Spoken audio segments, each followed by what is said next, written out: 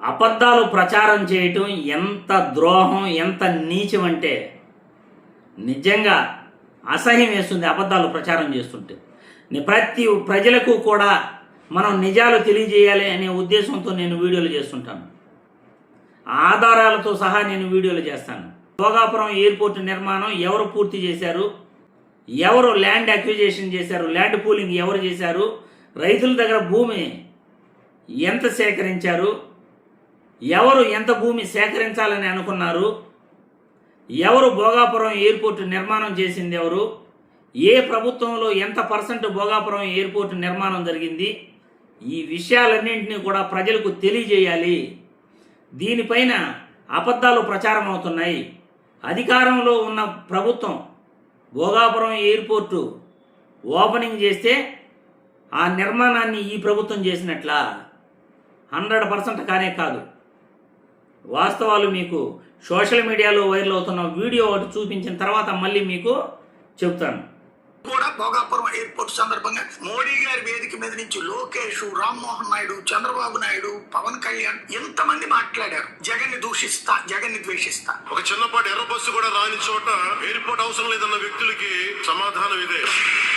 ఎర్ర బస్సు రాని ఊరికి ఎయిర్పోర్ట్ అవసరమా అని కొంతమంది అన్నారు. ఎర్ర బస్సు రాదన్నారు, ఎయిర్ బస్సు వచ్చింది. మాకు 2 ఎకరాలు ఉంది సార్. మేమిద్దరు ఆడపిల్లలు, ఒక తమ్ముడు. కానీ మేము చదువుకోవడానికి కూడా ఎర్ర బస్సు లేని ఈ ఊర్లో ఎయిర్పోర్ట్ ఎందుకు సార్? చదువుకుంటా ఉన్నాము. మా గ్రామానికి ఎర్ర బస్సు కూడా రాదు. ఎర్ర బస్సు కూడా రాని ఈ గ్రామానికి ఎయిర్పోర్ట్ ఎందుకు సార్ అని అడుగుతా ఉంది నర్సయ్యమ్మ. ఆ తర్వాత ఆ ఎయిర్పోర్ట్ కి సంబంధించి 15,000 ఎకరాలు కాకుండా 2,500 ఎకరాలతోనే ఒప్పించి జిఎంఆర్ ని అక్కడే కన్స్ట్రక్షన్ ప్రారంభింపజేస్తే జగన్మోహన్ రెడ్డి. అంటే 86.61 నుంచి పనులు పూర్తయింది కూడా జగన్మోహన్ రెడ్డి టైంలో. మొత్తం అనుమతులన్నీ తీసుకొచ్చింది జగన్మోహన్ రెడ్డి హయాంలో. తర్వాత కంటిన్యూ అయింది, 2 ఏళ్లలో పూర్తయి. ఇది తెలుసు అందరికి. కానీ ఆ క్రెడిట్ జగన్ కి వెళ్ళనీయకుండా ఉండటం కోసం జగన్ నాశనం చేస్తుంటే మేము కాపాడే ప్రయత్నం చేశామనేది పదే ఉపన్యాసం ఇచ్చాం. బట్ నరేంద్ర మోడీ ఒక్క మాట కూడా జగన్ గురించి మాట్లాడాల, వైసీపీని గురించి మాట్లాడాల. విధ్వంసం నుంచి అభివృద్ధి వైపు లాంటి చంద్రబాబు గారి పదాలనేమి ఆయన వాళ్ళ. చూశారుగా, ప్రధానమంత్రి కూర్చున్న సభలోనే పచ్చి అబద్ధాలు మాట్లాడుతుంటే ప్రధాని కూడా అడ్డు చెప్పలేరు. అయ్యా మీరు మాట్లాడుతున్నది తప్పు, ఇన్ని పచ్చి అబద్ధాలు మాట్లాడకూడదు అని ఒక ప్రధానమంత్రి కూడా అడ్డుకునే ప్రయత్నం చేయలేదు. నిజంగా ఎవరో ఒక అమ్మాయి, సార్ మాకు ఎర్ర బస్సు కూడా ఈ ఊరికి రాదు, ఎయిర్పోర్ట్ దేని సార్, ఫస్ట్ ఎర్ర బస్సు వచ్చేటట్లు చూడండి, మేము స్కూల్కి వెళ్ళాలంటే కూడా బస్సు లేదు, రవాణా వసతి లేదు అని ఆ అమ్మాయి ఏదో చెప్తే ఆ అమ్మాయి ఈ విధంగా అంటా ఉంది అని జగన్మోహన్ రెడ్డి చెప్పాడు. 15,000 ఎకరాలు ఎందుకు? ఒక ఎయిర్పోర్ట్ నిర్మాణానికి చెన్నైలో 1,200 ఎకరాలు తీసుకున్నారు, కొచ్చిలో 800 ఎకరాలు మాత్రమే తీసుకున్నారు.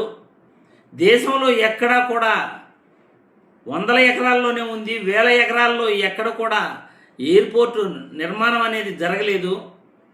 15,000 ఎకరాలు 2 కోట్ల విలువ చేసే భూమిని రైతుల దగ్గర ఈ ఎయిర్పోర్టు పేరుతో లాక్కోవటం దారుణమైన విషయం. రైతులను చంద్రబాబు మోసం చేస్తున్నాడు. భూమి తీసుకోవటం అందరూ పంచుకునేందుకు ప్రయత్నిస్తున్నారు. ఎందుకంటే అక్కడ ఎయిర్పోర్ట్ వస్తూ ఉందంటే ప్రతి ఎమ్మెల్యే, ప్రతి మంత్రి, అందరూ రాజకీయ నాయకులు అందరూ కూడా ఆ భూమి కొనుగోలు చేసి దానికి రియల్ ఎస్టేట్ వ్యాపారం పెరుగుతుంది, ఆస్తుల విలువ పెరిగిపోతుందనే దురాశతో 15,000 ఎకరాలు సేకరిస్తున్నారు అని జగన్మోహన్ రెడ్డి చెప్తే ఆయన మాటల్ని వక్రీకరిస్తూ అబద్ధాలు చెప్పినవే చెప్పి మేమే భోగాపురం ఎయిర్పోర్ట్ నిర్మాణం చేశామంటున్నారు.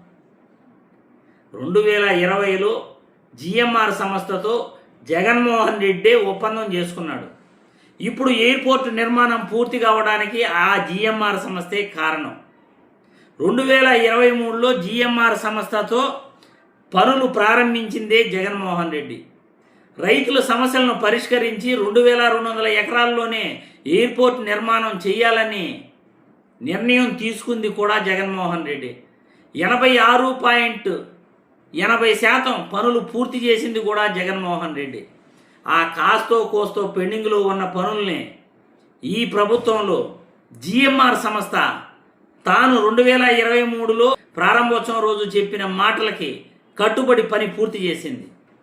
ఆ ఎయిర్పోర్ట్ పనులు 2026లోనే ఓపెన్ అవుతాయని చెప్పిన వ్యక్తి కూడా జగన్మోహన్ రెడ్డి. మరి ఇంత నిస్సిగ్గుగా జగన్మోహన్ రెడ్డి ఎయిర్పోర్ట్ నిర్మాణం ఏమీ చేయనట్టు, ల్యాండ్ అక్విజిషన్ చేయనట్టు, భూములు సేకరించినట్టు, ఎయిర్పోర్ట్ నిర్మాణం అంతా వీళ్ళే చేయనట్టు పచ్చి అబద్ధాలు చెప్తుంటే కనీసం ప్రధానమంత్రి అడ్డుకోవాలి. అలా అడ్డుకునే ప్రయత్నం చేయగా విచ్చలవిడిగా అబద్ధాలు చెప్తుంటే గమ్మనే సైలెంట్గా కూర్చోమన్నారు ప్రధానమంత్రి. తప్పు కదా ఇంత దారుణమైన అబద్ధాలు చెప్పటం. అబద్ధాలు చెప్తే జనాలు నమ్మేస్తారా? ఈ రాజకీయ నాయకులకి కొంచెమైనా సిగ్గు ఉందా లేదా, అబద్ధాలు చెప్పడానికి మనస్సాక్షి అనేది ఉందా లేదా అనేది మీరే నిర్ణయించాలి.